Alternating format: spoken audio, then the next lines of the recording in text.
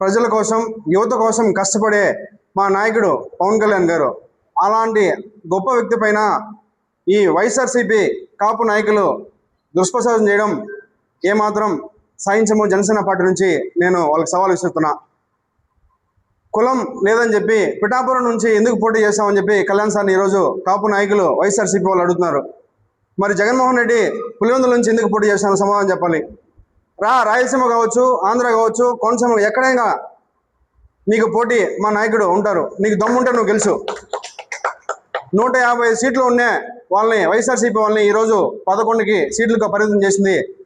దానికి కారణం ఎవరంటే మా అధ్యక్షులు, జనసేన పార్టీ అధ్యక్షులు, గౌరవ ఉప ముఖ్యమంత్రి శ్రీ పవన్ కళ్యాణ్ గారు. కాపు నాయకుడు వైఎస్ఆర్సీపీ హయాంలో కాళాస్త్రి కొట్టే సాయాన్ని సిఏ గారు కొడితే ఆ రోజు జనసేన పార్టీ కోసం ఆయన రోడ్డు పైనకి వచ్చినందుకు చిన్న కానిస్టేబుల్ స్థాయి నుంచి పై అధికారి వరకు ఆ రోజు వాళ్ళకి వైఎస్ఆర్సీపీ కండువ ఒకటే లేదు. ప్రతి ఒక్క పోలీస్ డిపార్ట్మెంట్ వైఎస్ఆర్సీపీ లాగానే పనిచేసింది, కార్యకర్తలాగా పనిచేసింది. ఆ రోజు కొట్టే సాయాన్ని జనసేన పార్టీ కోసం బయటకు వచ్చినప్పుడు కొడితే మా గౌరవ ఉప ముఖ్యమంత్రి శ్రీ పవన్ కళ్యాణ్ గారు ఆ రోజు తిరుపతి ఎస్పీ ఆఫీస్కి వచ్చి సాయాన్ని గురించి మాట్లాడి ఎస్పీ గారితో సాయానికి ధైర్యం చెప్పారు. అలాంటి గొప్ప నాయకుడు మా కళ్యాణ్ సార్. ఈరోజు ఎన్డీఏ గవర్నమెంట్ ఫామ్ అయిన తర్వాత అదే కొట్టే సాయానికి కాపు నాయకుడికి శ్రీకాళహస్తి బోర్డు చైర్మన్ ఈరోజు ఇచ్చాడంటే అది కాపు నాయకుడికి ఇచ్చే ముఖ్య గౌరవం మా జనసేన పార్టీ అధ్యక్షులు పవన్ కళ్యాణ్ గారు. వైఎస్ఆర్సీపీ గవర్నమెంట్లో ఏ రోజైనా కాపు నాయకుడికి వైఎస్ఆర్సీపీ జగన్మోహన్ రెడ్డి కాపు నాయకుడికి ఒక కార్పొరేషన్ పదవి ఇచ్చాడా అని చెప్పి నేను అడుగుతున్నా.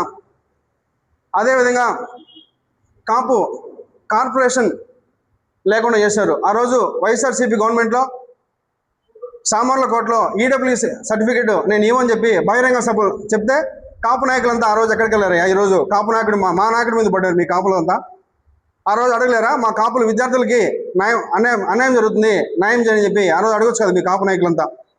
కాపు నాయకుడు వెంగయ్య అనే ఆయన వాళ్ళ ఊరికి రోడ్డు లేదు, వైఎస్ఆర్సీపీ గవర్నమెంట్లో మా ఊరికి రోడ్డు కావాలని అడిగితే వైఎస్ఆర్సీపీ ఎమ్మెల్యే ఆ రోజు ఆ వెంగయ్య అనే వ్యక్తిని అమ్మనా బూతులు ఎట్లా పడితే అటు రోడ్డు పైన తిట్టాడు. ఆ రోజు ఆయన ఆ అవమానం తట్టుకోలేక చనిపోతే ఒక్క కాపు నాయకుడు కూడా వచ్చి ఆయన ఇంటికి సరిగా పరామర్శించిన పరిస్థితి ఆ రోజు. ఇప్పటం సభలో కాపు నాయకుడు ఇప్పటం సభ మీటింగ్కి స్థలము ఇచ్చినట్లయితే ఆ రోజు వైఎస్ఆర్సీపీ నాయకులంతా ఆ రోజు ఆ కాపు నాయకుడు ఇంటికి వెళ్ళి రాళ్ళతో రౌడీజం చేసి ఆయన కొట్టారు. ఆ రోజు అడగలేరు కాపు నాయకులంతా ఈరోజు అడుగుతున్నారు. దేశం కోసం ప్రతినిత్యం, ప్రజల కోసం ప్రతినిత్యం, యువత కోసం ప్రతి సెకండు అణువు శ్రమించే వ్యక్తి డిప్యూటీ సీఎం గౌరవ శ్రీ కళ్యాణ్ గారు. ఈరోజు ప్రతి నిత్యం ఆయన ప్రజల కోసమే, ప్రజల సేవ కోసమే పనిచేస్తున్నారు. ఆయన మీరు విమర్శించారు, ఇది ఎంతవరకు సహించం. అదేవిధంగా స్కాలర్షిప్స్ కావచ్చు, కాపు కార్పొరేషన్ కళ్యాణం కావచ్చు, ప్రతిదీ వైఎస్ఆర్సీపీ గవర్నమెంట్లో కాపులకి అన్యాయం జరిగింది. ఈ 2024లో కాపు నాయకుడు పోటీ చేసినప్పుడు మీ కాపు నాయకులంతా అరే మా కాపు నాయకుడు పోటీ చేస్తున్నారు, మన కాపులంతా వెళ్ళి ఆయనకి సపోర్ట్ చేయాలని చెప్పి ఎందుకు ఆయన వెనక నిలబడలేదు? ఈరోజు వైఎస్ఆర్సీపీ గవర్నమెంట్ మాజీ ముఖ్యమంత్రి వైఎస్ఆర్ జగన్మోహన్ రెడ్డి దగ్గర ఎందుకున్నారని చెప్పి నేను కాపులందరినీ అడుగుతున్నా. రండి మీరంతా కాపుల దగ్గరికి. మరైతే మా కళ్యాణ్ దగ్గర సార్ గారికి వచ్చి ఆయన వెంట నిలబండి. ఆయన ఇంకా ఎక్కువ చొరవతో పనిచేస్తాడు, దేశ అభివృద్ధికి పాటుపడతాడు. ఈ నెల జూన్ 15th